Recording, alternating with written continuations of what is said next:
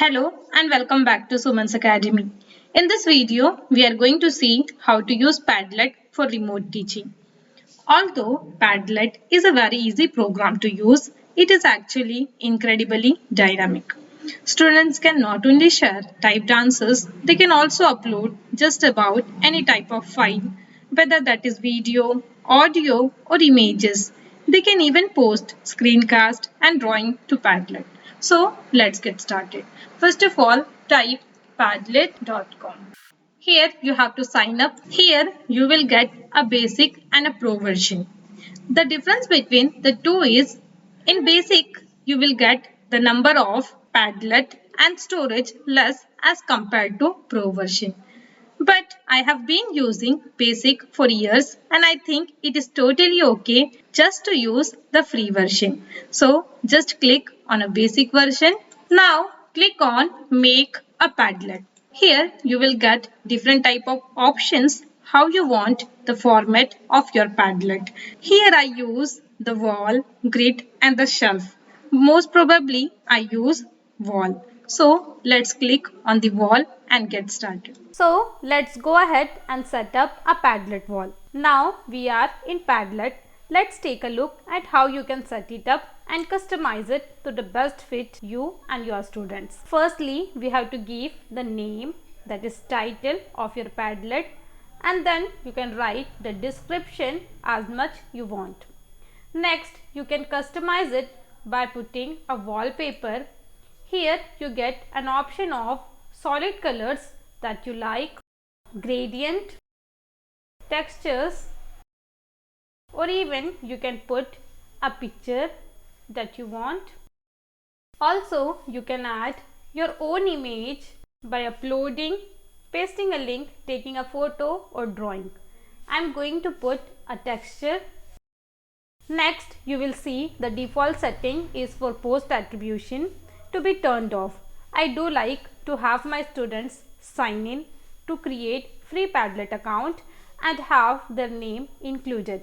So I am able to see who posted so that I always turn the attribution on. Next, you will see that you have given the option to turn on the comment. In my opinion, one of the most powerful aspects of Padlet is the ability for the student to communicate with each other about the work they are sharing. So I usually turn on the comment section. Next, you will see you also have the option of reaction. How the student want to react to the post. They can put like, vote, star, grade, whatever you are going to put. But according to me, this is little bit too competitive and the student tend to focus a lot how many likes they got. So usually keep this function turned off. And then the last section that I personally like to turn on is require approval. The obvious benefit of doing this is you have a great control over what shows up on your bulletin board.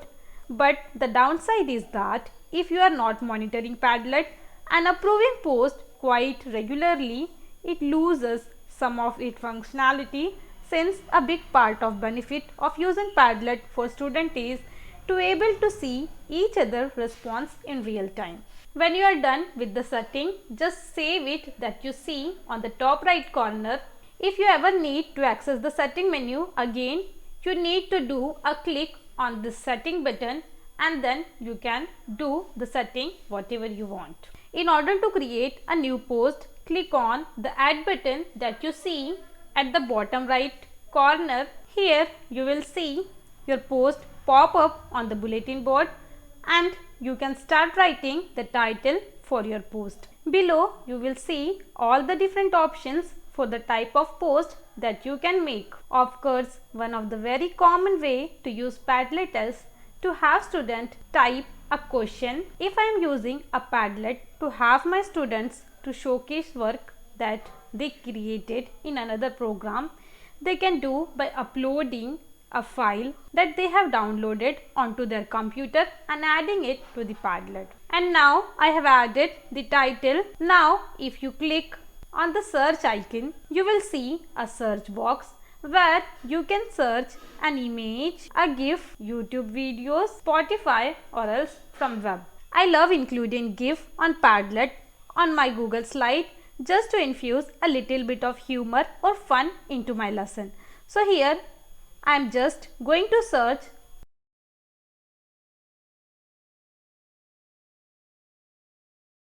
and then when I add that to my Padlet, you will see that the GIF show up on the bulletin board. Encouraging students to add GIF can be a great way to supplement a text-based answer that they provide and make it little bit more excited and engaging for your students. Next, there is an option of camera so that the student would be able to take a picture using their webcam and upload the image to the Padlet. Here you can see a lot of options that could be included on the bulletin board.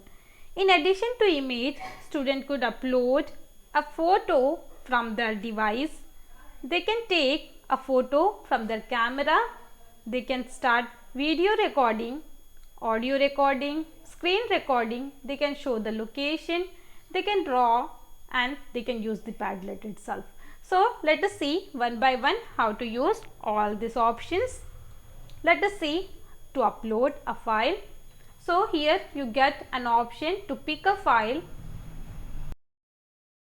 So this is how the student can upload a file from their device. Next, they can use a camera to take a photo and then upload on their Padlet. The next option that we see is video recording. You can start recording the video and you can upload the Padlet. Next is audio recording. When you allow this audio recording, your audio is recorded and it can be sent onto the Padlet. Another amazing feature of Padlet is it also has a built-in screencast feature, so the student could capture what they are doing on their own computer screen and then upload it to their Padlet. This would be really quick and easy way to solve the problems that the students are having with some of the features. And the last option that I am going to share is about drawing. The student could write whatever they want and share onto their Padlet. So I am going to upload an image to my students. Once you are ready to share the Padlet with your class, click on the share button that you see on the top right corner. I would suggest to just copy the link and share with your students. So this is how you can have fun learning with your students. I hope you have enjoyed this video. If you do so, just share, like, comment and also hit the bell icon to just notify for my further videos.